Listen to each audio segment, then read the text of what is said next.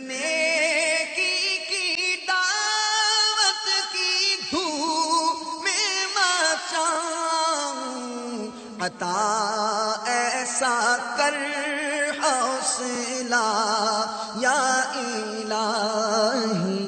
میرا رب فرماتا ہے فَاذْكُرُونِي أَذْكُرْكُمْ، میری یاد کرو میں تمہارا چرچا کروں گا۔ حضرت ثابت بنانی رحمت اللہ تعالی علیہ نے فرمایا میں جانتا ہوں جب میرا رب مجھے یاد فرماتا ہے۔ لوگ حیران ہو گئے کہ آپ کو کیسے پتا چلا؟ فرمایا جب میں اسے یاد کرتا ہوں تو وہ بھی مجھے یاد کرتا ہے۔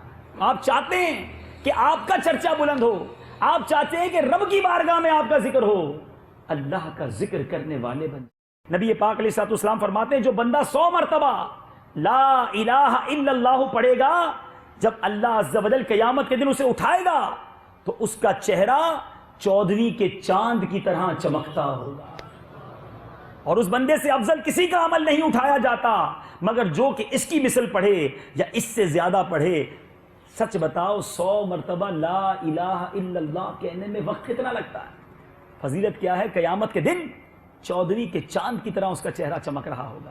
اللہ کا ذکر، اللہ کی یاد۔ سوچیے ہماری زبان کچھ نہیں بولتی، نہیں کرتے تو ہم رب کا ذکر نہیں کرتے۔ میرے آقا علیہ الصلوۃ والسلام نے ارشاد فرمایا اگر ایک شخص جس کے پاس درہم بہت سارے ہوں، جھولی بھری ہو نا پیسوں سے، آج پیسے والوں کو بڑا دیکھتے ہیں نا، یار یہ پیسے والا دیکھو اس نے مسجد بھی بنا دی، یہ غریبوں کی مدد بھی کرتا ہے، میرے پاس پیسے نہیں۔ کچھ لوگ کہتے ہیں ہم کماتے اس لیے ہیں کہ نیکی کے کام کریں، اپنے دل سے پوچھ لیں کہ اس لیے کماتے ہو؟ یہ شیطان کا ایک وار ہوتا ہے کہ بندہ کہتا ہے میں تو کاروبار اسی لیے بڑھائی جا رہا ہوں کہ نیکی کے کام کروں۔ کیا 50% دیتے ہو نیکی کے کاموں میں؟ دینی وہی 2.5% زکوٰۃ ہے، اس کے بعد 1-2% صدقہ دے دینا ہے، اور بندہ کہتا ہے میں کمائی اس لیے رہا ہوں۔ تو بعض اوقات انسان کو شیطان تھپکی دے رہا ہوتا ہے، ٹھیک ہے بھائی تو کاروبار کرتا رہے، حلال کاروبار منع نہیں، مگر یہ تو چیک کرے کہ حلال ہو رہا ہے کہ نہیں۔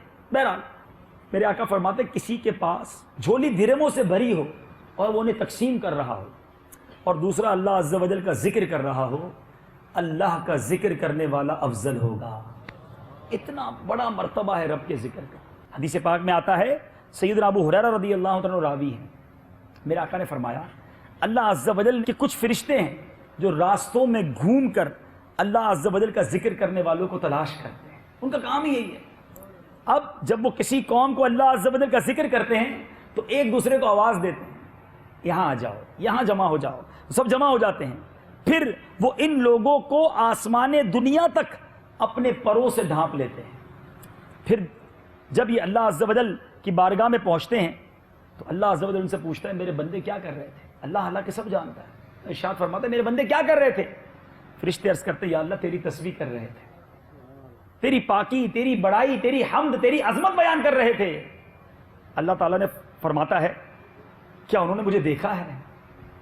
فرشتے عرض کرتے مولا تیری قسم انہوں نے تجھے نہیں دیکھا، دیکھ لیتے تو کیا کرتے؟ کہ مولا اور تیری حمد کرتے اور تجھے یاد کرتے۔ فرمایا اچھا کس چیز سے پناہ مانگ رہے تھے؟ فرمایا مولا جہنم سے پناہ مانگ رہے تھے۔ فرمایا جہنم دیکھی ہے؟ دیکھی تو نہیں، دیکھ لیتے تو کیا کرتے؟ کہ میرے مولا جہنم دیکھ لیتے تو اور روتے اور گڑ گڑاتے اور تیرے دربار میں التجا کرتے۔